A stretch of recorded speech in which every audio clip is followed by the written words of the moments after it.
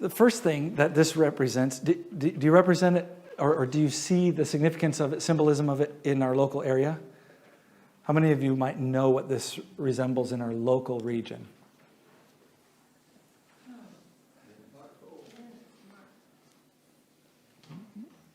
This is the lion of Serenissima, or San Marco lion. This is the lion of the reign of the Serenissima. Serenissima was a kingdom that lasted exactly 1,100 years until 1797, when Napoleon came in and took over and conquered Venice, introducing all kinds of French words to us that are still in our vocabulary today. And this was the symbol or the design that they had made. This was their logo that they had, and it had different forms throughout the years, and it is everywhere in the Tri-Veneto region.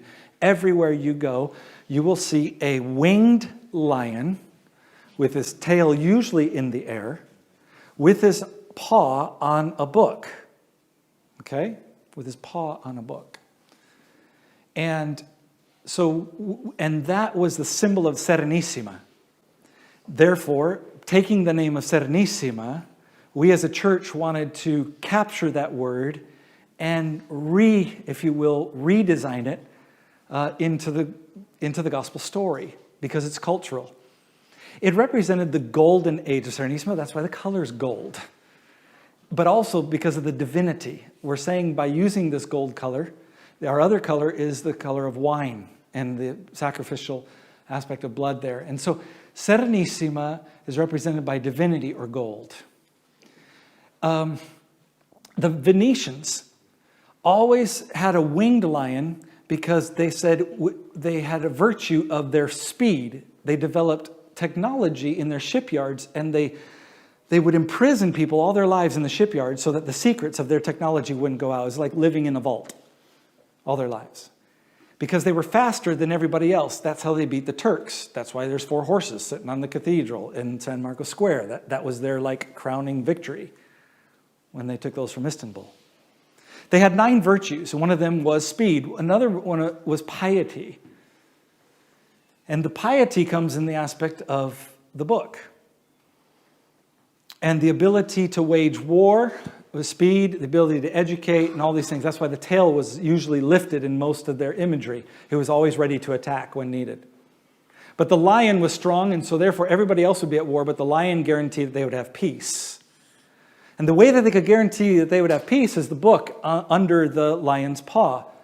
It tells a story that an angel from heaven brought a bone from Saint Mark. It is most likely that Mark of the Gospel. Mark traveled through and evangelized early in these areas up here in the north. There is a bone that they had said was brought down from heaven through an angel given to the leaders of Venezia. And there in Venezia, having the icon, they would have heavenly power from a saint to rise up with their wings, be faster, be smarter, be more intelligent, be at peace, be prosperous, be pious. They were conceded something, an icon over all the top. This is the history, and that's what's written in that book. And so as a blessing by having a dead bone of a man here inside of Venice, therefore now we have the power to reign on earth. The gospel story, when we took it at Serenissima, is the exact opposite. For many people, when they look at our logo, by the way, the Venetian logo has no lamb. Many people, when they look at our logo, don't see the lamb. In fact, there will be people months later who will come and say, "Oh, I never saw the lamb." First of all, let me ask you, do you guys see the lamb? Please, you've been around long enough? Okay. So in the white space, we put the lamb. And that is fascinating. And we did that on purpose because many people don't see the lamb, and that's a point of the gospel. Jesus Christ comes into our world in a lamb-like way. And therefore, when you look in the world, everybody's looking for a lion. We want to lead. We want to overpower. We want to have all the ability and reign for ourselves with our virtues. But instead, Jesus comes in and he humbly laid himself down under the cross, if you will. You have to be able to see the lion, or to become lionesque, you have to come to the lamb first.